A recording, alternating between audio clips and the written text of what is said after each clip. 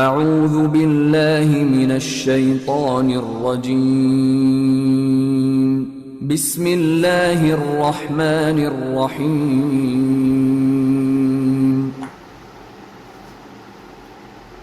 اعوذ باللہ من الشیطان اللعین الرجیم بسم اللہ الرحمن الرحیم الحمد للہ ذی المن والاحسان وذی العز والسلطان الذی خلق الانسان وعلمہ البیان والحمد للہ الذی نبر قلوبنا بولایت محمد وآل محمد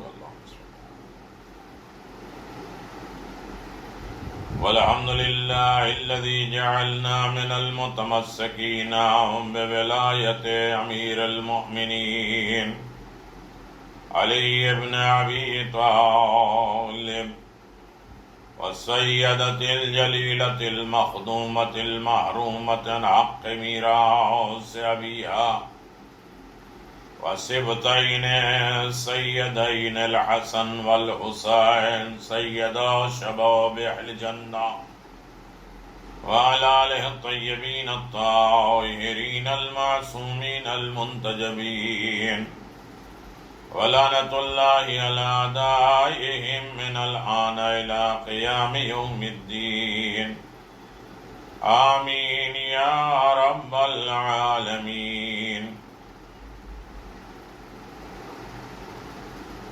لا سیما علی الحق الجدید وطلعت الرشید امام المنتظر المہدی عجل اللہ تعالی فرجہ الشریف وآلہ الطیبین ولعنۃ اللہ علی اعدائہم من الآن الی قیام یوم الدین اما بعد فقد قال اللہ تبارک وتعالی فی محکم کتابہ المبین وہو اصدق الصادقین وقولہ الحق بسم اللہ الرحمن الرحیم من یعمل من الصالحات من ذکر او انثى وهو مؤمن فأولئك يدخلون الجنة ولا يظلمون نكيرا صلوات باباد بلد محمد اللهم صل على محمد وعلى محمد وعجل فرجهم كما قال امير المؤمنين علي بن ابي طالب الجنة جزاء كل مؤمن محسن اعلان پروردگار ہے جو بھی نیک اعمال انجام دے گا چاہے وہ مرد ہو یا عورت بشرطے کہ وہ صاحب ایمان ہو اور ان کو جنت میں داخل کر دیا جائے گا اور ان پر ذرہ برابر ظلم نہیں کیا جائے گا۔ امیر المومنین کہتے ہیں جنت ہر نیک عمل انجام دینے والے صاحب ایمان کی جزا ہے۔ یقیناً ہمیں جنت تک جانا ہے۔ جنت تک جانے کے بہت سے راستے ہیں، سبیل ہے، اور بہت سی مشکلات اور پریشانیاں ہیں، بہت سی منزلیں ہیں۔ جنت تک جانے کے لیے سفر کی منزلیں، ہمارے سفر کے اسٹیشن، دنیا کے ساتھ محبت، سب سے کراہت اور دنیا سے دوستی اس وجہ سے ہوتی ہے کہ انسان دنیاوی خوشی سے بہرہ مند ہوتا ہے، جیسا کہ اکثر لوگوں کا حال ہے، غلط اور عقلاً بیجا ہے۔ دنیا ہزار وقت حاصل ہوتی ہے اور ہزاروں مصیبتیں سختیاں ساتھ لے کر آتی ہے، اور اس کو فنا اور زوال ہے اور بقا اور دوام وفا نہیں ہے۔ اور یقیناً قرآن مجید نے بھی اعلان فرمایا کہ قرآن مجید میں دنیا کی محبت کو کفار کی صفات قرار دیا گیا ہے۔ رضوا بالحیات الدنیا وطمع نوابها، کفار دنیاوی زندگی پر راضی ہو گئے اور اس پر مطمئن ہو گئے۔ دوسری جگہ پہ قرآن مجید نے اعلان فرمایا وَأَرْضِيتُمْ بِالْحَيَاةِ الدُّنْيَا مِنَ الْآخِرَةِ، کیا تم آخرت کو چھوڑ کر دنیاوی زندگی پر راضی ہو گئے ہو؟ یہودیوں کے لیے بھی فرمایا یود احدکم لو یعمر الف سنہ۔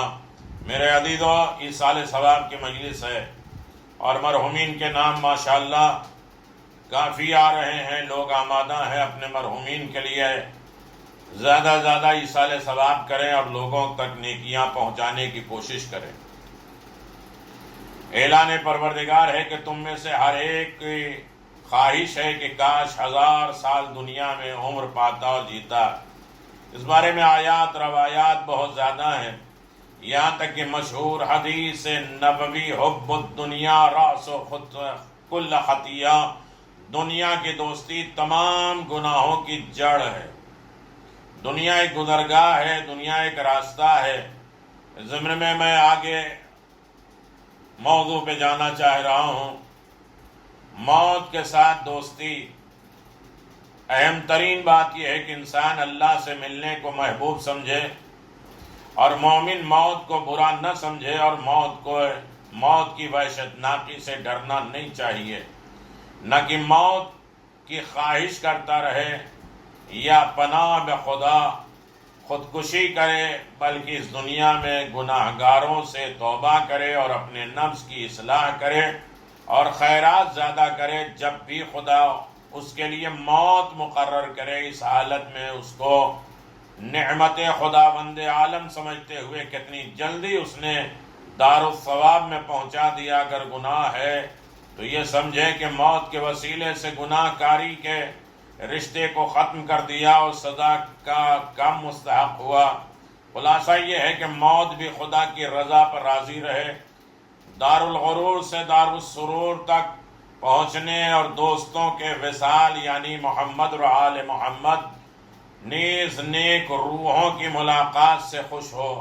اسی طرح جب تک پروردگار عالم چاہے تاخیر موت اور طول عمر پر راضی رہے، تاکہ اسے دارالفنا میں آخرت کی طولانی سفر کے لیے زیادہ توشہ سفر جمع کر سکے، کیونکہ اس منزل تک پہنچنے کے لیے گھاٹیاں، پیچیدہ مقام، راستے، اونچ نوچ اور مشکلات، دشواریاں بہت ہیں۔ اس جگہ ہم نے چند مقامات بنائے ہیں کہ ہماری منزل موت کی کس طرف جا رہی ہے۔ پہلی منزل ہے موت کی، عقبہ اول یہ ہے سکرات موت، جاگنی کی سختی کے بارے میں۔ موت روح کتنی مشکل سے نکلتی ہے، اور جاگنی اور سکرات کا مقام کیا ہوتا ہے جب مرنے والا تڑپ رہا ہے کہ روح ہماری نکلے کیسے۔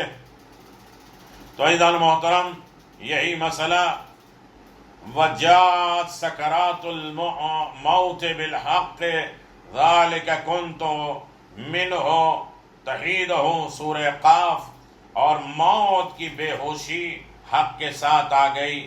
یہ وہی تو ہے جس سے تم کنارہ کشی کر رہے تھے۔ یہ پہلے دشوار بہت کن ہے، سکرات موت بڑی مشکل ہے، جس میں ہر طرف سے مصائب شدائد مرنے والے کی طرف بڑھتے ہیں۔ ایک طرف تو مرض اور درد کی شدت بڑھتی ہے کہ کوئی نہ کوئی بہانہ ہوتا ہے نا کس وجہ سے موت ہوتی ہے، تو درد کی شدت بڑھ جاتی ہے، مرض کی پریشانیاں بڑھ جاتی ہے، بندش زبان ہو جاتی ہے، زبان بند ہونے لگتی ہے، اعضاء جسمانی کمزور ہونے لگتے ہیں۔ دوسرے طرف اہل و عیال کی چیخ پکار، گھر والوں کے رونا دھونا اور ان کی جدائی اور بچوں کے بے کسی اور یتیم کے غم پر ترا یہ ہے کہ اپنی دولت بھی جا رہی ہے، مکانات بھی جا رہے ہیں، جاگیر بھی جا رہی ہے، اور ان نفیس چیزوں جو بہترین چیزوں کا ذخیرہ کیا تھا، جمع کیا تھا، جدائی کا غم، اور جس کے حصول کے لیے اس نے اپنے بے شمار وسائل سے کام لیا تھا، وہ نیکیاں ختم نہیں ہو رہی ہے۔ دنیا کے مال جائیداد جا رہے ہیں جسے بڑی مشکل سے انسان نے حاصل کیا تھا، اپنی زندگی کے متاع عزیز کو صرف کر رہا ہے۔ بلکہ اکثر یہ بھی ہوا ہے کہ اکثر مال لوگوں سے ظلم کے ذریعے غصب بھی کیا ہے، چھین بھی لیا ہے، ناحق کسی بھائی کا حق، بہن کا حق، اس کا حق، اس کا حق ہم نے چھین لیا ہے، جس قدر مال سے تعلق اور قبضہ زیادہ ہوتا گیا وہ سانپوں کا خزانہ بنتا گیا، واپس نہ کیا۔ اب ایسے وقت میں وہ اپنے بگڑے ہوئے کاموں کی طرف متوجہ ہوا، جبکہ وقت گزر چکا ہے، اصلاح کے راستے بند ہو گئے، جیسے کہ خود امیر المؤمنین علی ابن ابی طالب نے فرمایا۔ لیکن میرے موضوع کو سمجھتے جائیے گا، انشاءاللہ یہ 5-6 دن اور لگیں گے اس موضوع تک پہنچنے کے لیے، اور سفر کے اختتام ہمارے برزخ اور قیامت اور اس کے بعد جنت ہے۔ تو ہر انسان جانے کہ جنت کتنی مشکل سے ملے گی، آسان نہیں ہے۔ اس کے لیے امیر المؤمنین نے کہا یتذکر الاموال جمعان امغدہ فی مطالبها باخوادہم، مختصر دولت کو یاد کرتا ہے جس کو اس نے جمع کیا ہے، اس کے طلب کرنے میں سخت کوشاں رہا ہے، مستحبات کے پرواز کیا ہے، اور یقیناً مال چھٹ رہا ہے، جدا ہو رہا ہے، وارثوں تک جا رہا ہے، ہمارے کوئی فائدہ نہیں آ رہا ہے، ایک طرف اس دنیا سے عالم ثانی میں منتقل دوسری دنیا میں جا رہا ہے، اور خوف اس کی آنکھوں میں ایسے خوفناک چیزیں دیکھی جا رہی ہیں جو اس نے اس سے پہلے نہیں دیکھی ہے، جانکنی کے وقت میں عجیب خوف زدہ چیزیں سامنے آ جاتی ہیں، ڈرانے والی چیزیں بھی، بشارت کرنے والی بھی چیزیں آتی ہیں، اور اسی لیے سورہ قاف میں پروردگار اعلان فرما رہا ہے فَكَشَفْنَا عَلَيْكَ غِطَاعًا فَبَصَرُكَ الْيَوْمَ حَدِيدٌ، ہم نے تیری آنکھوں سے پردہ ہٹا دیا ہے،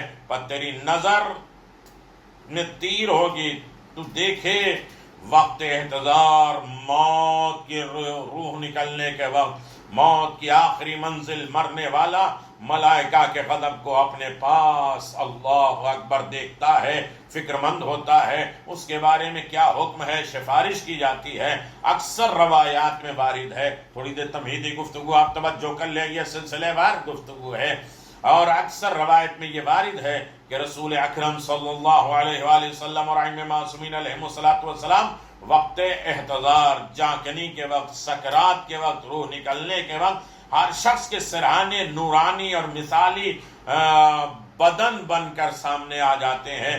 امام رضا علیہ الصلوۃ والسلام اپنے اصحاب میں سے ایک مرنے والے شخص کے پاس تشریف لے گئے، اور اس نے آپ کے چہرے پہ نگاہ کی اور عرض کرنے لگا اب رسول خدا حضرت علی اور جناب سیدہ خاتون جنت حضرت فاطمہ زہرا سلام اللہ علیہا، امام حسن امام حسین علیہ الصلوۃ والسلام اور امام موسیٰ کاظم تک سارے امام تمام حاضر ہیں، ان کے صورت نور یہ بھی حاضر ہے، اور یہ بات مسلمات میں سے ہے۔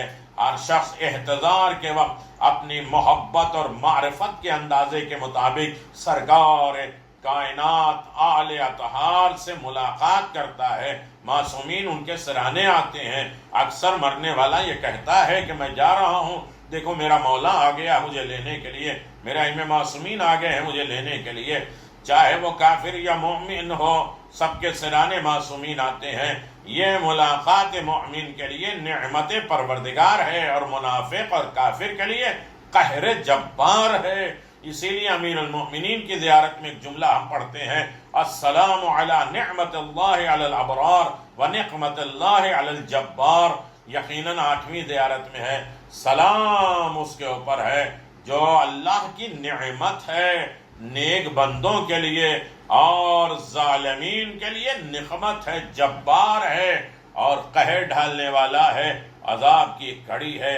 دوسری طرف جہاں ائمہ معصومین آتے ہیں، دوسری طرف شیطان اپنے ساتھیوں کو لے کر مختصر کو شک میں مبتلا کرنے کے لیے اس کے پاس آ جاتے ہیں، جس کے ذریعے اس کا ایمان چھینے جائے اور وہ دنیا سے منکر اٹھے۔ اس پر تر رہی ہے کہ ملک الموت کی آمد کا خوف اور کسی ہیبت صورت میں ہوگا، اور وہ اس روح کو کس طرح قبض کرے گا، آسانی کے ساتھ یا سختی کے ساتھ۔ امیر المؤمنین علی ابن ابی طالب فرماتے ہیں فاجتمعت علیہ سکرات الموت فغیر موصوف ما نزل به، میرے عزیزو اس پر سکرات موت جمع ہو گئے، اور جن کا وصف بیان نہیں کیا جا سکتا کہ وہ لے کر کیا اتریں گے۔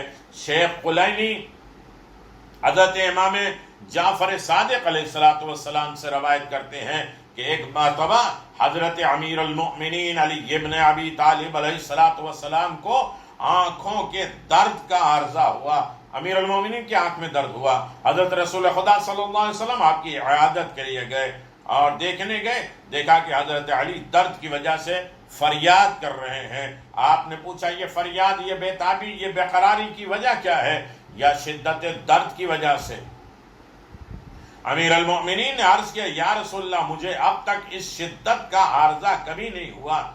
حضور نے فرمایا اے علی، جب ملک الموت کافر کی روح قبض کرنے کے لیے آتا ہے تو وہ اپنے ساتھ آگ کا ایک گرز لے کر آتا ہے جس کے ذریعے اس کی روح کو کھینچا جاتا ہے، بس جہنم اسے پکارتی ہے۔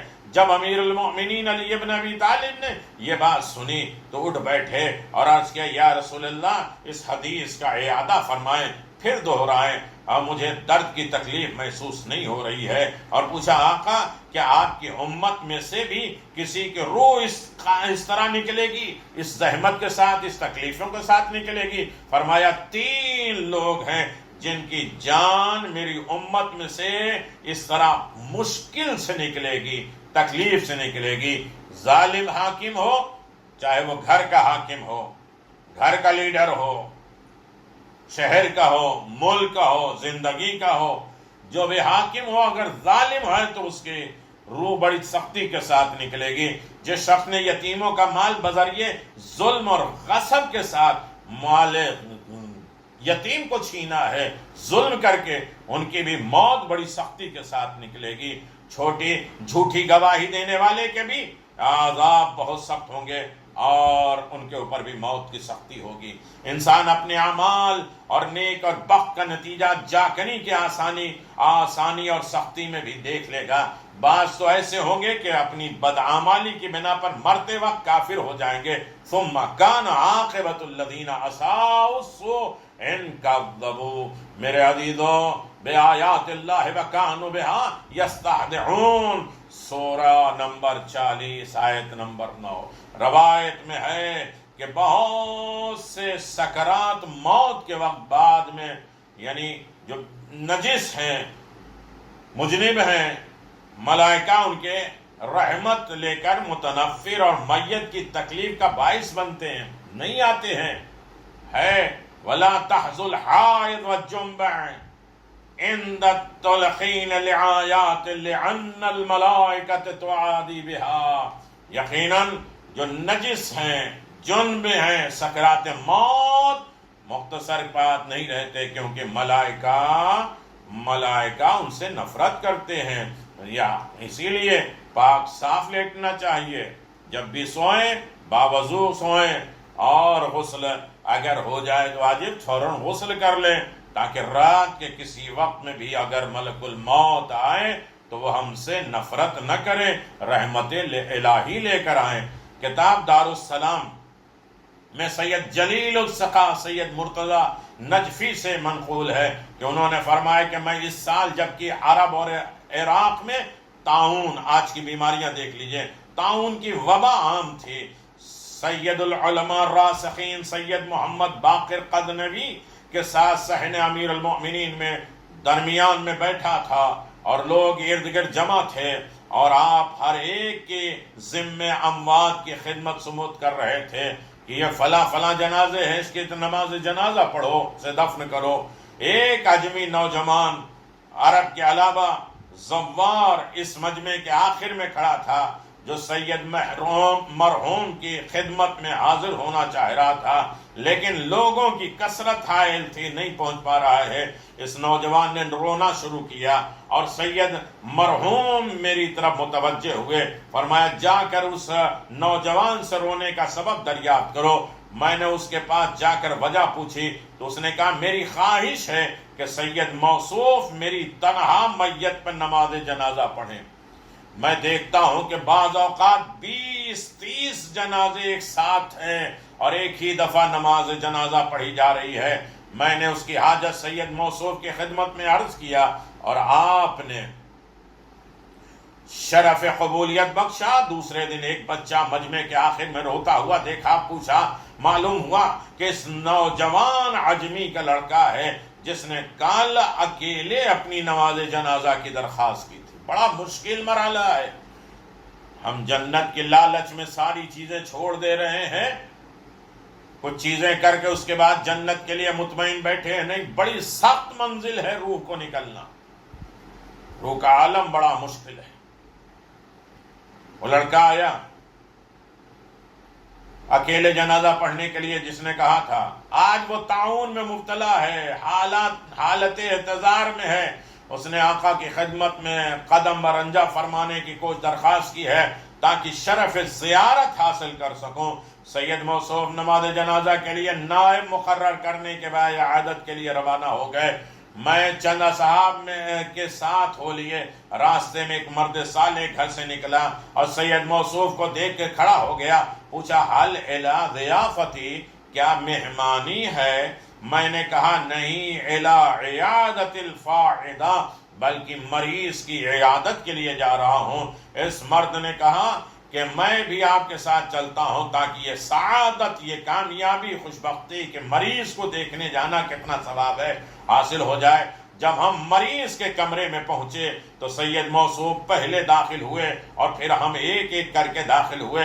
مریض نے کمال محبت شعور کے ساتھ ملاقات کی، بیٹھنے کی نشاندہی کی۔ جب وہ مرد صالح جو راستے میں ساتھ ہو لیا تھا داخل ہوا تو مریض کا چہرہ تبدیل ہو گیا، ترش روح ہو گیا، کھٹا ہو گیا، غصے میں لال ہو گیا، ہاتھ سے باہر نکل جانے کا اشارہ کیا، اپنے بیٹے کو باہر نکال دینے کو کہا۔ اس مریض کی بے چینی اور اضطراب بڑھ رہی ہے، حالانکہ مریض اس سے واقف تک نہیں تھا، چجائے عداوت دشمنی کے نہیں جانتا تھا۔ وہ مرد باہر چلا گیا، کچھ دیر کے بعد وہ دوبارہ داخل ہوا، سلام کیا، مریض اس کی طرف متوجہ ہوا، بڑے خلوص اور محبت کے ساتھ خطاب کیا، تعارف کیا۔ تھوڑی دیر کے بعد ہم سید موصوف کے ساتھ اٹھ کھڑے ہوئے اور وہ مرد صالح بھی ساتھ اٹھ کھڑا ہوا۔ راستے میں ہم نے اس سے محبت اور عداوت کا راز پوچھا تو اس نے بتایا کہ میں حالت جنب نجاست میں تھا اور اس کی روح نکلنے والی تھی، اس لیے مرنے والا تکلیف میں ہو گیا۔ گھر سے نکلنے کے لیے ہمیں اشارہ کیا، میں گیا باتھ روم، میں نے غسل کیا، مگر وقت کی وسعت کے پیش نظر پلٹ کر آپ کے ساتھ ہو گیا، حجرے میں داخل ہو گیا۔ جو کچھ مریض سے مشاہدہ کیا تھا وہ سمجھ گیا یہ نفرت اور اضطراب میری حالت جنابت کی وجہ سے ہے۔ میں اپنے اطمینان کے لیے گیا اور غسل کر کے دوبارہ واپس آیا۔ اس کے بعد اس دفعہ اس نے کمال خلوص اور محبت کا اظہار کیا۔ مجھے یقین ہو گیا کہ وہ میری حالت جنابت کو سمجھ گیا تھا، جو کہ نفرت کر رہا تھا، ملائکہ کے لیے نفرت کا مقام تھا۔ مختصر بے چینی ہو گئی اور خزینۃ الجواہر میں آپ دیکھ سکتے ہیں واقعہ، وہ اعمال جس کی وجہ سے سکرات میں آسانی ہوتی ہے، موت میں آسانی ہو جاتی ہے۔ شیخ صدوق امام جعفر صادق سے روایت کرتے ہیں، آپ نے فرمایا جو شخص چاہے کہ اللہ تعالیٰ اسے سکرات موت سے بچا لے، اسے چاہیے کہ رشتہ داروں کے ساتھ صلہ رحمی کرے، اچھا رشتہ دار کے سارے اختلاف کو دور کر دے، والدین سے نیکی کرے۔ جو شخص بھی ایسا کرے گا اللہ تعالیٰ اس کی موت کی سختی کو آسان کر دے گا اور وہ اپنی زندگی میں کبھی مفلس نہیں ہوگا۔ روایت ہے کہ ایک جوان کے احتضار کے وقت اس کے پاس رسول خدا پہنچے، اسے لا الہ الا اللہ پڑھنے کا فرمایا، لیکن اس کی زبان بند ہو گئی، وہ نہ کہہ سکا۔ آپ نے دوبارہ پڑھنے کو فرمایا مگر وہ نہ کہہ سکا۔ آپ نے 3 مرتبہ کہا، وہ نہیں کہہ سکا۔ حضرت نے اس جوان کے سرانے بیٹھی ہوئی عورت سے دریافت کیا کہ اس کی والدہ موجود ہے؟ اس عورت نے کہا ہاں، میں ہی اس کی ماں ہوں۔ آپ نے فرمایا کہ اس سے ناراض ہے؟ اس نے عرض کیا یا حضرت، میں آپ کی رضا کے ساتھ ہوں، جو ہی اس نے اپنی رضامندی کا اظہار کر دیا، اپنے بیٹے سے کلام کیا، تو فوراً اس کی زبان کھل گئی۔ حضرت نے اسے کلمہ توحید پڑھنے کی تلقین کی اور اس نے لا الہ الا اللہ اپنی زبان پہ جاری کیا۔ پھر آپ نے اسے پوچھا تو کیا دیکھتا ہے؟ اس نے عرض کیا میں ایک قبیح برا منظر دیکھ رہا ہوں، آدمی کو دیکھ رہا ہوں جس کا لباس گندا ہے، بدبودار ہے، میرے پاس آیا ہے، میرے گلے کو پکڑ لیا ہے۔ پھر حضرت نے اسے یہ کلمہ پڑھا، یا من یقبل الیسیر ویعف عن الکثیر اقبل من الیسیر عاف عن الکثیر انک انت الغفور الرحیم۔ جب اس جوان نے یہ کلمات اپنی زبان پہ جاری کیے تب حضرت نے فرمایا اب تو کیا دیکھتا ہے؟ اس نے عرض کیا کہ میرے پاس ایک خوبصورت اور خوشرو اور اچھا آدمی ہے، اور وہ سیاہ شخص کو پشت پھیر گیا، بھاگ گیا ہے۔ حضرت نے کلمہ دوبارہ پڑھنے کی تلقین کی ہے۔ جب اس نے کلمہ دہرایا تو آپ نے دریافت کیا کہ اب کیا دیکھتا ہے؟ جوان نے عرض کیا کہ وہ کالا آدمی مجھے نظر نہیں آتا ہے، نورانی شخص میرے سامنے آ گئی۔ پھر ایسی حالت اس جوان نے وفات پائی ہے۔ اس حدیث پر اچھی طرح ہم غور کریں تو معلوم ہوگا کہ حقوق الوالدین، باپ اور ماں کا حق کہ اثرات کس قدر سخت ہیں، باوجود کہ اس شخص کا شمار آپ کے اصحاب میں تھا۔ حضور جیسے پیکر رحمت اس کی عادت کر گئے تھے، سرہانے بیٹھے ہوئے تھے، خود کلمہ شہادت پڑھوا رہے تھے، مگر وہ شخص کلمہ شہادت زبان پہ جاری نہ کر سکا جب تک اس کی والدہ اپنے بیٹے سے راضی نہیں ہو گئی۔ اللہ اکبر۔ کبھی ہم غور کریں کہ ہماری منزل کیا ہے، ہمارا سفر کیا ہے۔ ایک لمحے میں ماں باپ کو ناراض کرتے ہیں، 80 حق ہے ماں باپ کے۔ ماں باپ کی رضا خدا کی رضا کا ذریعہ ہے، ماں باپ کی عفو خدا کے عفو ہونے کا ذریعہ ہے۔ امام جعفر صادق علیہ السلام، اللہم صلی علی محمد وعلی محمد۔ تھوڑی سی خشک باتیں ہیں لیکن اپنے موضوع کے متعلق ہیں، آخرت کا سفر، آخرت کی منزل۔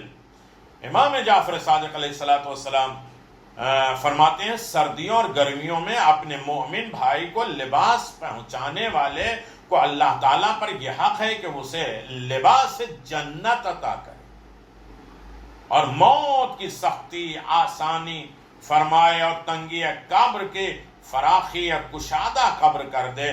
حضرت رسول خدا صلی اللہ علیہ وسلم نے فرمایا جو شخص اپنے مومن بھائی کو شیرینی کھلائے، میٹھا کھلائے، خلاق عالم اس سے موت کی سختی کو دور کر دے گا۔ میرے عزیزو بہت سی چیزیں ہیں، یہاں تک کہ سورہ یاسین، سورہ صافات، کلمہ فرج، لا الہ الا اللہ الحلیم الکریم، لا الہ الا اللہ العلی العظیم، سبحان اللہ رب السماوات السبع ورب العرضین السبع وما فیہن وما بینہن وما فوقہن وما تحتہن وہو رب العرش العظیم والحمد للہ رب العالمین۔ مختصر قریب یہ ہے کہ امام جعفر صادق فرماتے ہیں جو شخص ماہ رجب کے آخری دن کا روزہ رکھے گا سکرات موت سے محفوظ رکھے گا۔ 24 رجب کا روزہ رکھنا اور اس کے بعد لوگوں کو لباس پہنانا، ملک الموت خوبصورت اور پاکیزہ لباس پہن کر آتا ہے، اور یہاں تک کہ 7ویں رجب کی 4 رکعت نماز، ہر رکعت میں سورہ حمد اور 1 مرتبہ سورہ توحید اور 3 مرتبہ سورہ فلق اور ناس کو جو پڑھے گا اور یقیناً تسبیح 10 مرتبہ پڑھے گا، خلاق عالم اسے عرش کا سایہ بھی دے گا اور اسے موت کی سختی سے محفوظ رکھے گا۔ ہاں میرے عزیزو، ماہ رمضان کے روزے کا ثواب اور استغفار کا ثواب اور اس طرح بڑی تفصیل ہے کہ یقیناً وہ اپنی آنکھوں سے جنت کا منظر دیکھ لے گا، سختی موت اس کے سامنے سے ہٹ جائے گی۔ جو اس دعا کو ہر روز 10 مرتبہ پڑھے گا 4000 گناہ کبیرہ معاف ہو جائیں گے۔ سکرات موت، فشار قبر، روز قیامت 1,00,000 ہولناکیوں سے نجات مل جائے گی، شیطان اس کے لشکر سے محفوظ رہے گا اور یہاں تک کہ اس کا قرض ادا ہوگا اور اس کے رنج و غم دور ہوں گے۔ دعا یہ ہے اعد لکل حول لا الہ الا اللہ ولکل غم وحم ما شاء اللہ لکل نعمت الحمد للہ ولکل رخاء شکر للہ ولکل عجب به سبحان اللہ ولکل ذنب استغفر اللہ ولکل مصیبت انا للہ وانا الیہ راجعون ولکل ضیق حسبی اللہ لکل قضاء وقدر توکل علی اللہ لکل عدو اعتصمت باللہ ولکل طاعت معصیت لا حول ولا قوة الا باللہ العلی العظیم. جو شخص اس دعا کو 70 ٹائم پڑھے گا اس کا ثواب بھی بڑا عظیم ہے. کم از کم اس پڑھنے والے کو جنت کی بشارت دی جائے گی. یا اسمع السامعین یا ابصر المبصرین یا اسرع الحاسبین یا احکم الحاکمین. یہ ساری دعائیں ہیں، اعمال ہیں، اچھائیاں ہیں. چھٹے امام کہتے ہیں سورہ زلزال اذا زلزلت الارض زلزالہا کو نافلہ نماز میں پڑھو، دل تنگ نہیں ہوگا اور زلزلے، بجلی، آفات زمانی، عارضی سوامی سے محفوظ رہو گے اور یہ فرشتوں کو مہربان بنا دے گا اور تم حالت احتضار موت کی سختی تمہارے لیے آسان ہو جائے. ملک الموت سے خطاب کرتے ہیں اے ملک الموت اس ولی اللہ کی مہربان کے ساتھ پیش آنا. میرے عزیزو دوسری منزل ہے موت کے وقت حق سے پلٹ جائے گا. اتنا وسوسہ شیطان ڈالے گا کہ انسان حق سے پلٹ جائے گا، یعنی مرتے وقت حق سے باطل کی طرف پلٹ جائے گا. یہ اس طرح ہے کہ شیطان مرنے والے کے پاس حاضر ہو کر اسے وسوسہ شیطانی میں مبتلا کر کے شکوک و شبہات میں ڈال دے گا، یہاں تک کہ وہ اسے ایمان سے خارج کر دے گا. اسی لیے شیطان سے پناہ مانگنے کے لیے دعائیں موجود ہیں اور یقیناً یہ ہر عالم میں انسان وسوسہ شیطانی سے بچنے کی. اللہم یا ارحم الراحمین انی قد عودات یقتنی ھذا ثبات دینی انت مسدود وقد امرتہ.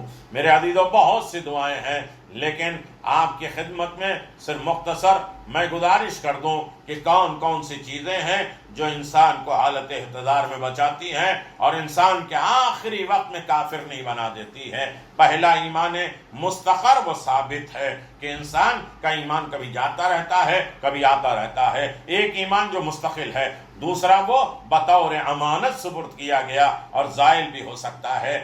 آپ مجھے ایسی دعا تعلیم فرمائیں جب بھی میں اس کو پڑھوں تو میرا ایمان کامل ہو جائے، اور ایمان نہ جائے تو آپ نے فرمایا اس دعا کو واجب نماز کے پاس پڑھا کرو جو اکثر نماز مسجدوں میں پڑھائی جاتی ہے. رضیت باللہ ربا وبمحمد صلی اللہ علیہ وآلہ نبیا وبالاسلام دینا وبالقرآن کتابا وبالخابۃ قبلۃ بعلی ولیہ وامام والحسن بالحسن والحسین وعلی بن الحسین ومحمد بن علی وجعفر بن محمد وموسى بن جعفر وعلی بن موسى ومحمد بن علی علی بن محمد والحسن بن علی والحجة بن الحسن العسکری صلوات اللہ علیہم ائمۃ.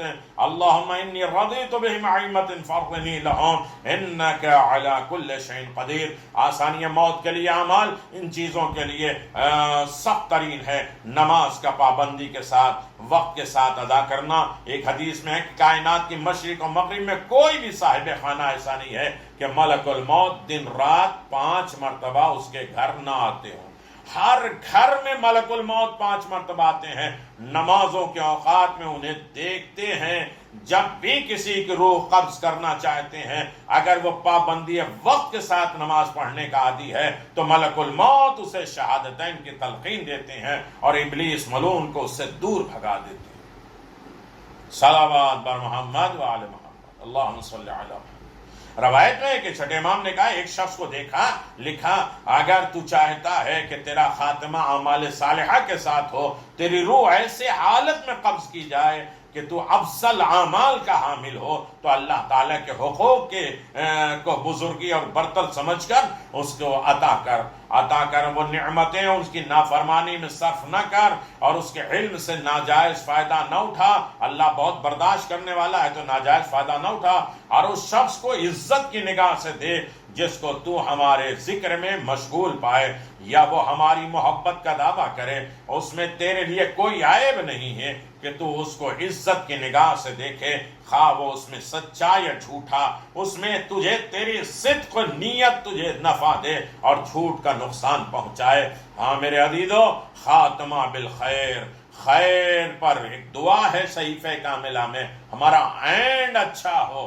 زندگی تو بڑی اچھی گئی، لیکن ملک الموت جب آئے اس وقت ہمارا ایمان باقی رہے، شیطان ہمیں بہکا نہ لے دے۔ بدبخت کو نیک بختی میں تبدیل کرنے کے لیے صحیفہ کاملہ کی 11ویں نمبر کی دعا ہے، اور جس میں یا من ذکر ہو شرف للذاکرین کا پڑھنا مفید ہے۔ کافی میں بھی دعائے تمہید پڑھنے کے لیے مفید ہے۔ ذیقعد کے یکشنبہ، ذیقعدہ مہینہ آ رہا ہے، اس کے یکشنبہ اتوار کے دن وارد نماز کا ذکر بھی ہوا ہے اور بہت زیادہ فائدہ ہے۔ ربنا لا تزغ قلوبنا بعد اذ ہدیتنا وہب لنا من لدنک رحمہ انک انت الوہاب، سورہ آل عمران۔ تسبیح فاطمہ زہرا کو پابندی کے ساتھ پڑھنا، عقیق کی انگوٹھی پہننا، خصوصاً لال سرخ رنگ کے عقیق پہنے، محمد النبی اللہ وعلی ولی اللہ اگر لکھا ہے تو یقیناً ہر شر سے محفوظ رہے گا، آسانی سے موت آئے گی۔ سورہ قد افلح المؤمنون کو ہر جمعہ پڑھنا اور اس دعا کو نماز صبح اور مغرب کے بعد 7 مرتبہ پڑھنا۔ بسم اللہ الرحمن الرحیم، لا حول ولا قوت الا باللہ العلی العظیم۔ 22 رجب کی شب میں 8 رکعت نماز، اور اسی طرح بہت سی چیز ہے۔ 6 شعبان کی 4 رکعت نماز ہے، اور امیر المؤمنین کے فضائل اور ان سے محبت الفت یقیناً موت کی سختی کو آسان کر دیتی ہے۔ میں ایک مثال آپ کی خدمت میں گزارش کروں، اس لیے کہ بات خشک نہ ہو جائے۔ فضیل ابن عیاض سے جو صوفیہ میں تھا، منقول ہے کہ آپ کا ایک فاضل شاگرد، کامیاب اسٹوڈنٹ، وہ ایک دفعہ جب بیمار ہوا، نزع کا وقت قریب آیا، روح نکلنے کا وقت قریب آیا، فضیل اس کے سرانے آ کر بیٹھ گیا، سورہ یاسین کی تلاوت شروع کی۔ اس مرنے والے شاگرد نے کہا، اے استاد اس سورہ کو مت پڑھو۔ فضیل نے سکوت اختیار کیا، رک گئے۔ پھر اسے کلمہ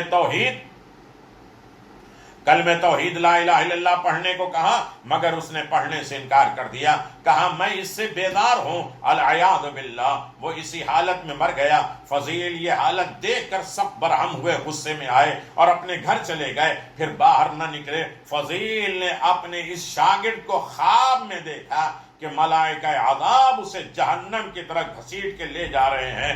فضیل اس سے پوچھ رہے ہیں کہ تو میرے فاضل شاگرد، اچھے اسٹوڈنٹ میں تھا، تجھے کیا ہو گیا کہ خداوند عالم نے تجھ سے معرفت کا خزانہ چھین لیا؟ اللہ اکبر، تیرا انجام برا ہے۔ کبھی ہم اپنے بارے میں تھوڑی دیر غور کریں۔ مجلسیں وہ سوچتے ہیں اچھی ہے جو پڑھنے کے بعد دوسروں کے لیے باتیں کی جائے، تبرک ہمارے ہیں، فرش ہمارے ہیں، اور نیٹ ہمارا ہے، یہ ساری چیز اسباب ہمارے ہیں۔ مومنین کی طرف سے مجلس ہے اور مومنہ کی ایصال ثواب کی مجلس ہے۔ جب ہم بات کرتے ہیں ممبر پہ، دوسروں کی باتیں کرتے ہیں، بڑے خوش ہو جاتے ہیں۔ بے عقلی ہے کہ مال اپنا خرچ کرو، دوسروں کی بات کریں۔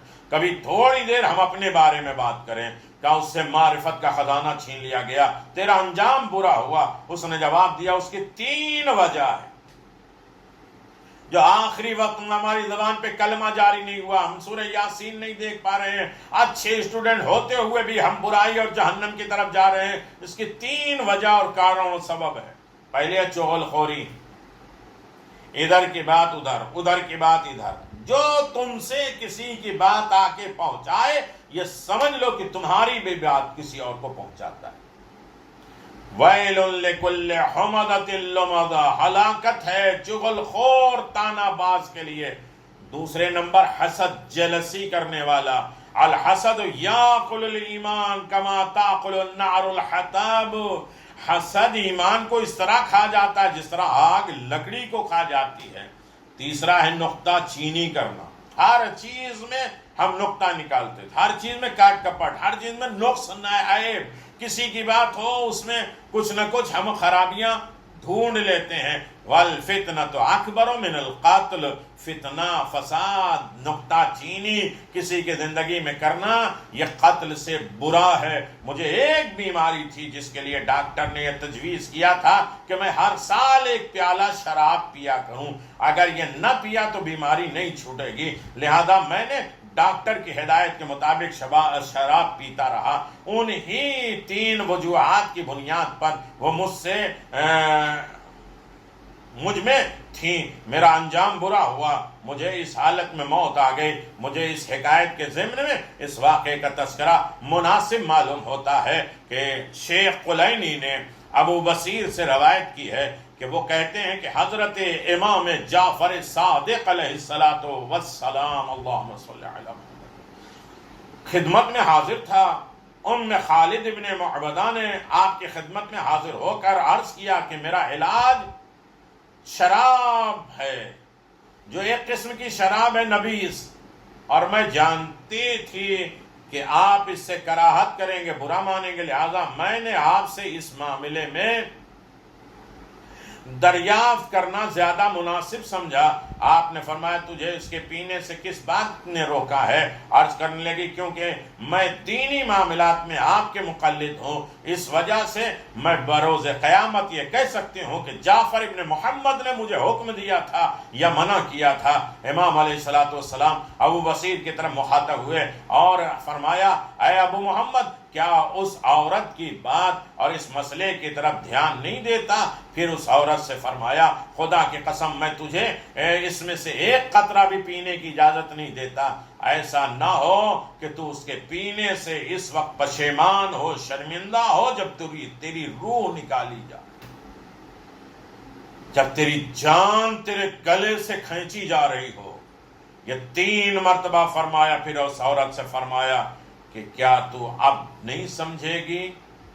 یہ بری چیز ہے، بری عادت ہے، اسے چھوڑ دے، ورنہ موت جب روح نکلے گی تو بڑی سخت منزل ہوگی۔ تو جاکنی کا عالم بڑا سخت ہے۔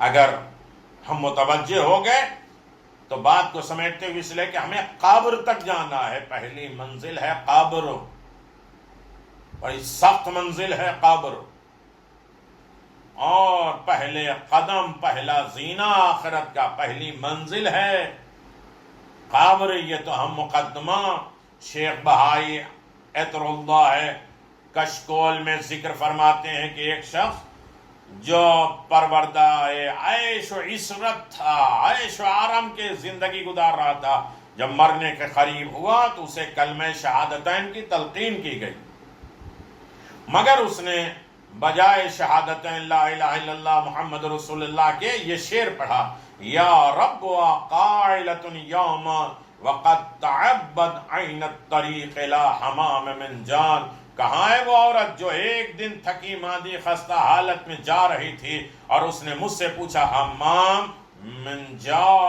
منجاب کا راستہ کون سا ہے؟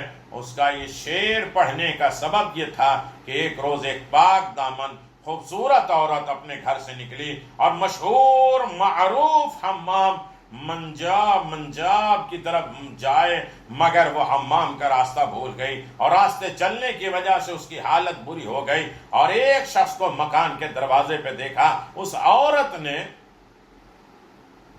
اللہ اکبر، اس عورت نے اس شخص کے حمام منجاب کا راستہ پوچھا تو اس نے اپنے گھر کی طرف اشارہ کرتے ہوئے اسے حمام کے منجام کہا۔ یہ پاک دامن اس مقام کے حمام سمجھ کے داخل ہو گئی۔ اس نے فوراً مکان کا دروازہ بند کر دیا اور اس سے بری خواہش کی، لیکن وہ عورت سمجھ گئی، اور اس کے بعد تمام چیزیں ہوتے ہوتے اس نے اپنا قدم باہر نکالا اور عورت بھی گھر سے باہر نکل آئی اور اس کے چنگل سے نجات آ گئی، اور وہ شخص واپس آیا عورت کو نہ پا کر کفے افسوس ملا۔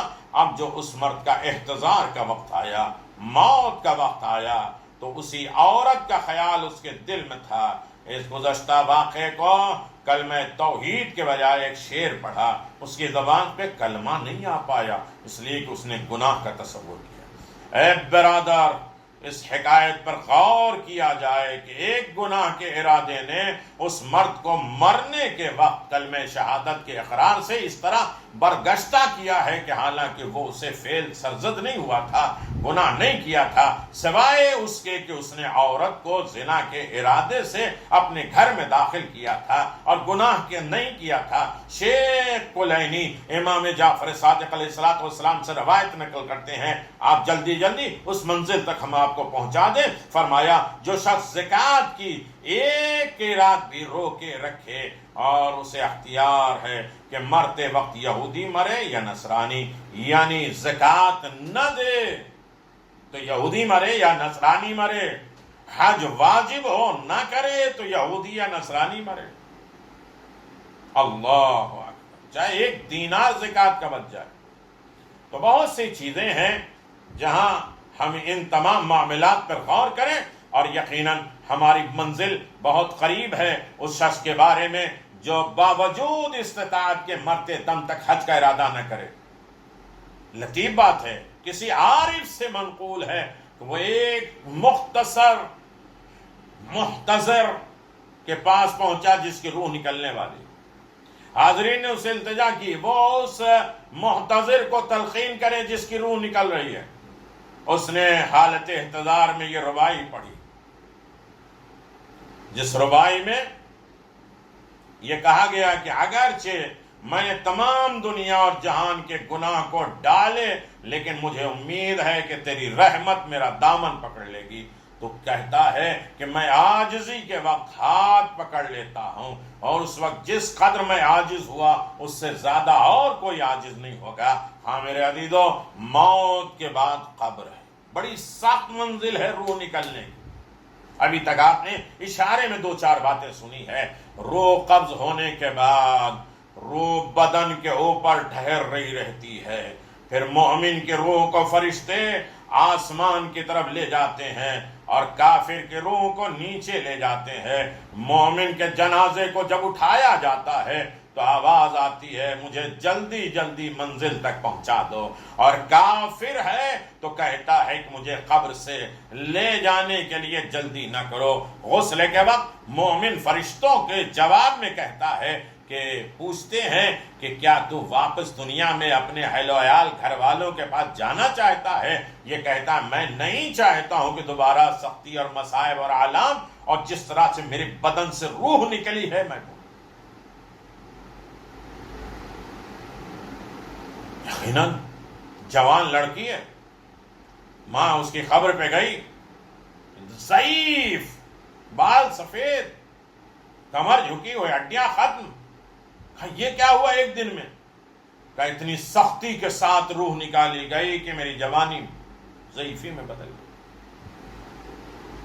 اللہ اکبر۔ میرے عزیزو، عجیب منزل ہے۔ میت کی روح غسل، جنازے کی تشییع، جنازے کے پیچھے جانے کے وقت حاضر ہوتی ہے، اور روح ساتھ ساتھ چلتی ہے غسل کے وقت، کفن پہناتے وقت، اٹھاتے وقت، بٹھاتے وقت، غسل کے بعد جنازہ چلتے وقت غسال کو دیکھتی جو غسل دیتے ہیں، اور بعض روایت میں ہے کہ غسل دیتے وقت اور لٹاتے وقت میت کو ایسا محسوس ہوتا ہے گویا کسی نے بالائے خانہ سے نیچے گرا دیا، ایسا لگتا ہے مجھے زمین پہ پٹک دیا گیا، اور غسال کے سخت ہاتھ، غسل دینے والے کے نرم ہاتھ ہوتے ہیں لیکن مجھے لگتا ہے کہ پتھر مار رہے ہیں، گھوسے مار رہے ہیں، ایسا محسوس ہوتا ہے گویا اس کے جسم کا پیٹا جا رہا ہے۔ لہذا غسال کو چاہیے کہ وہ نرم ہاتھ لگائے تاکہ تکلیف نہ ہو۔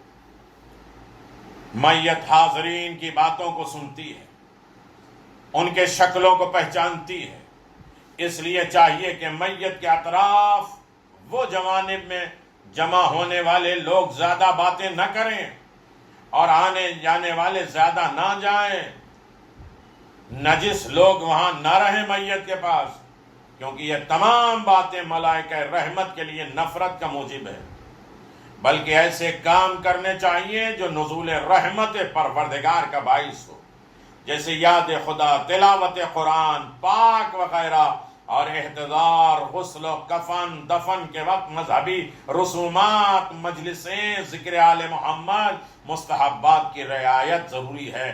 بعض اخبار، بعض خبروں میں اور بعض روایتوں میں یہ فرمایا گیا ہے کہ مومن دفن کرنے کے بعد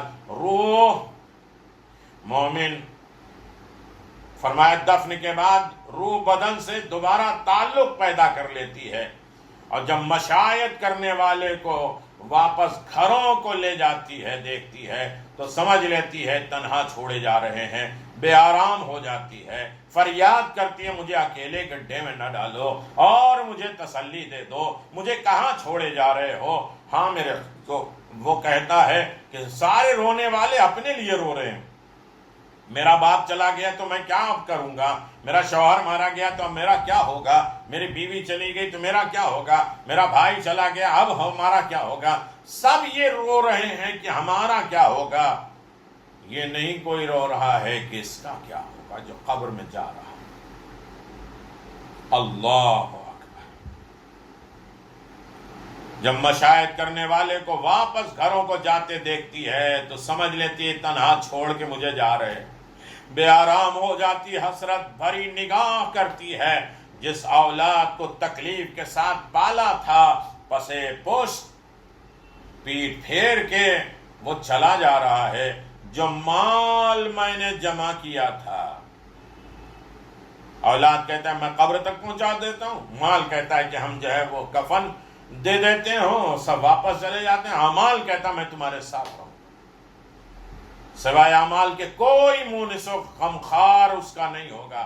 سب سے پہلی بشارت جو مومن کو قبر میں دی جائے گی وہ یہ ہے کہ اے مومن، خدا نے تجھے اور تیرے جنازے کی مشیت کرنے والے مومنین کے تمام گناہ معاف کر دیے، مومنین تیرے جنازے کے ساتھ شرکت کر رہے، لہذا اللہ نے تیرے جنازے کے ضمن میں مومنین کے نام اعمال کو درگزر کر دیا، معاف کر دیا، اور یہاں تک انسان قبر کی تنہائی منزل پر پہنچ گیا۔ اللہ اکبر۔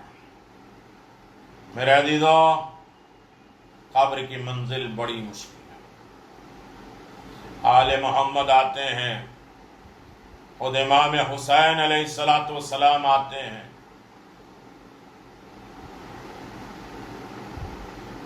اللہ اکبر۔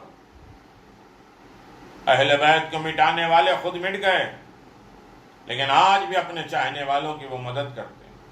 لیکن اولاد رسول اور ذریت علی اور بطول اب بھی ہر گوشے دنیا میں موجود ہیں، ان کی الفت، ان کی محبت ہر جگہ کائنات میں جاری و ساری ہے۔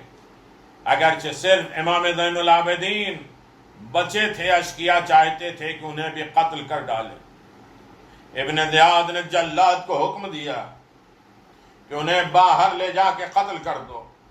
حضرت زینب سلام اللہ علیہا دوڑی، اللہ اکبر، دوڑ کے بھتیجے سے لپٹ گئی، کہنے لگی خدا کی قسم میں اسے نہیں چھوڑوں گی، اگر ایسا ہوا تو اس کے ساتھ ساتھ مجھے بھی قتل کر ڈالنا۔ جناب زینب سلام اللہ علیہا نے کیا خوب حمایت کی، ایک امام کو نہیں بچایا بلکہ 9 اماموں کو بچایا، ان کی نسل میں جتنے سادات حسینی ہیں ان کو بچایا ہے، جتنے اولاد زین العابدین ہیں ان کو بچایا ہے۔ کربلا میں لوگوں کا یہی خیال تھا، آج نسل رسول کا خاتمہ ذریت علی و بطول دنیا سے مٹا دیں گے، کسی کو زندہ نہیں چھوڑیں گے۔ ہاں میرے عزیزو، یاد رکھیے، شیخ مفید علیہ الرحمہ حمید ابن مسلم سے روایت کرتے ہیں، کہا کہ اس نے جب ہم لوگ روز عصر عاشور لوٹتے ہوئے امام زین العابدین تک پہنچے تو وہ مظلوم اس وقت شدت مرض سے بستر بیماری پر لیٹے تھے۔ اس وقت شمر لعین کے ساتھ ایک جماعت پیادوں کی تھی جو سواریوں پہ نہیں تھی۔ ان اشقیاء نے شمر سے کہا آگاہ ہو، ہم اس مریض کو بھی قتل کر دیتے ہیں۔ حمید کہتا ہے اسی اسنا میں عمر سعد داخل خیام اہل بیت ہوا، اہل حرم نے فریاد و استغاثہ کیا، ان کی بے تابی و بے قراری سے وہ رونے لگا، اور اس ستم رسیدوں کہ خیموں کی حفاظت و بیمار کربلا کی حراست کے لیے ایک جماعت کو مقرر کر کے حکم دیا، کوئی اس میں سے مستر نہ ہو اور اس میں سے کوئی نہ نکلے۔ میرا اعتقاد تو یہ ہے کہ یہ ابن سعد کا فعل صرف کرامتاً اعجازاً امام چہارم کا تھا، حق تعالی کا نسل آل محمد کو باقی رکھنا تھا۔ ہاں میرے عزیزو، حق تعالی امام سید سجاد کو باقی رکھنا چاہ رہا تھا۔ ہاں حضرات، یہ دو مقام تھے امام زین العابدین کے قتل سے بچے۔ اب تیسرا مقام بھی بیان کر دوں۔ علامہ ترحی نقل کرتے ہیں جب اہل بیت رسالت اسیر ہو کر شام میں داخل ہوئے، ارے میرے عزیزو داخل ہوئے، یزید کے دربار میں داخل ہوئے، اس شقیق کے سامنے رسن بستہ کھڑے ہو گئے تو یزید نے امام زین العابدین کو قریب بلایا اور پوچھا تم کون ہو، وہ نام تمہارا کیا ہے؟ بیمار کربلا نے فرمایا یزید تو مجھے لوگوں میں رسوا کرنا چاہتا ہے، باوجود تو خوب جانتا ہے کہ میں علی ابن الحسین زین العابدین علی ابن ابی طالب ہوں۔ یہ سن کر یزید نے کہا کیا علی ابن الحسین روز عاشور قتل نہیں ہوئے؟ حضرت نے فرمایا وہ میرا بھائی علی تھا جو مارکہ کربلا میں شہید ہو گیا۔ یزید نے کہا اے علی تم بھی قتل کیے جاؤ گے، یہ کہہ کر جلاد کو حضرت کے قریب قتل کرنے کا حکم دیا۔ ارے جلاد حضرت کو قتل کرنے کے واسطے آگے بڑھا۔ یہ مصیبت عظمی دیکھ کر جناب زینب ام کلثوم نے یزید کی طرف خطاب کرتے کہا اے یزید کیا تجھے ہم اہل بیت رسالت کا قتل کرنا کافی نہ ہوا؟ اولاد رسول کا خون بہانا چاہتا ہے؟ اے یزید ہم بے کسوں کا وارث، علیل اور بیمار کا قتل پر آمادہ ہے۔ اے یزید اگر تیرا یہی ارادہ ہے تو پہلے ہم کو قتل کرو۔ یہ سن کر وہ شکی اس ارادے سے باز آیا اور کلمات تان آمیز اپنی زبان پہ نجس پہ جاری کیا۔ اس وقت بیمار کربلا سیر و رنج و بلا قبض اقدس سے ایک صدمہ ہوا، کیونکہ زخم سنان نیزے کا علاج تو ہو سکتا ہے مگر زخم زبان اور تان کا کوئی علاج نہیں ہو سکتا، اس لیے تانا وہ دے رہے تھے۔ امام چیخ مار کے رو رہے تھے تو نے نیزے مارے، پتھر مارے، تلوار مارے، میں نے کچھ نہیں کہا، لیکن اس طرح تانے دے رہا ہے کہاں ہے بدر و حنین کے فتح یاب، کہاں ہے تمہارے علی جو کہہ رہے تھے کوثر پلائیں گے؟ ایسے تانے دے رہا تھا جس کی زبان سے زخم جاری ہو رہا تھا۔ بیویاں اسیر تھیں، کوئی پرسان حال نہیں تھا۔ الا لعنت اللہ علی قوم الظالمین سیعلم الذین ظلموا ای منقلب ینقلبون انا للہ و انا الیہ راجعون رضا بقضائہ و تسلیما لعمرہ۔ پروردگار ہماری اس قلیل سی عبادت کو قبول فرما، پروردگار اسے قلیل نے بلکہ کثیر میں شمار فرما، پروردگار اسے احسن جزا کے ساتھ مشہور فرما۔ اے میرے کریم پروردگار تمام مریضوں کو شفائے کاملہ عاجلہ عنایت فرما، تمام مومنین جو اہتمام کر رہے ہیں یہ مجلسوں میں شرکت کر رہے ہیں پروردگار ان کی حاجتوں کو پورا فرما، ہر فتنے آفات اور بلاؤں سے انہیں محفوظ فرما، عزت و کامرانی کی زندگی عنایت فرما، یہ مصیبتیں پریشانیاں سب سے دور فرما، اور جن لوگوں نے مرحومین کے نام بھیجے ہیں پروردگار ان کی قبروں پہ رحمت نازل فرما، جس کے گھر سے جنازے نکل رہے ہیں پروردگار ان کو صبر جمیل عنایت فرما، پروردگار ہم سب کو سرخرو اور کامیاب زندگی بسر کرنے کی دولت عطا فرما، یہ موت کی سختی سے ہمیں نجات عطا فرما، وہ کام کرنے کی توفیق دے جو موت کی سختیوں کو دور کر سکے، پروردگار آل محمد سے ہمیں وابستہ رہنے کی توفیق عطا فرما، ہر فتنے آفات اور بلاؤں سے ہمیں محفوظ فرما، زیارت ائمہ معصومین کا شرف عنایت فرما۔ اے میرے پروردگار امام زمان کو ہم سے راضی فرما، ہمارے مرحومین کی مغفرت فرما، ہمارے زندوں کی حفاظت فرما، مومنین کو توفیق دے کہ اپنے مرحومین کے لیے سال ثواب کی مجلسیں کرا سکیں۔ پروردگار خاص طریقے سے یہ مجلسیں، یہ دعا، یہ اعمال، یہ حدیث قصہ، یہ سلام، یہ ساری چیزیں تیرے حسین ابن علی دست مبارکت جناب سیدہ خدمت عالیہ میں پیش کرتے ہیں، ان کے دست مبارک سے سحر بانو بنت ذوالفقار حسین کی روح کو اصال کر دیجیے۔ آپ حضرات سے بھی گزارش ہے کہ مرتبہ سورہ حمد اور 3 مرتبہ سورہ اخلاص کی تلاوت کر کے سحر بانو بنت ذوالفقار حسین اور اپنے اپنے تمام مرحومین اور خاص طریقے سے بخاری سادات کے تمام مرحومین مومنین جو آج جس کا جنازہ اٹھا ہے وہ بھی، اور باقی جس کے جنازے اٹھے ہوئے ہیں ان سب کی بھی رحمت اور برکت، سکون اطمینان قبر کے لیے سورہ مبارکۃ الفاتحہ۔ اللہم صلی علی محمد و آل محمد۔ بسم اللہ الرحمن الرحیم، الحمد للہ رب العالمین الرحمن الرحیم الصراط المستقیم الصراط الذین انعمت علیہم غیر المغضوب علیہم ولا الضالین۔ بسم اللہ الرحمن الرحیم، قل هو اللہ احد لم یلد ولم یولد ولم یکن له کفوا احد۔ بسم اللہ الرحمن الرحیم، قل هو اللہ احد اللہ الصمد لم یلد ولم یولد ولم یکن له کفوا احد۔ بسم اللہ الرحمن الرحیم، قل هو اللہ احد اللہ الصمد لم یلد ولم یولد ولم یکن له کفوا احد۔ اللہم حاضر صلوات و حاضر دعا و حاضر طلب وبعد ثواب فی قبر السحر بانو بنت ذوالفقار و جمیل المؤمنین فی مغفرۃ العالمین برحمتک یا ارحم الراحمین۔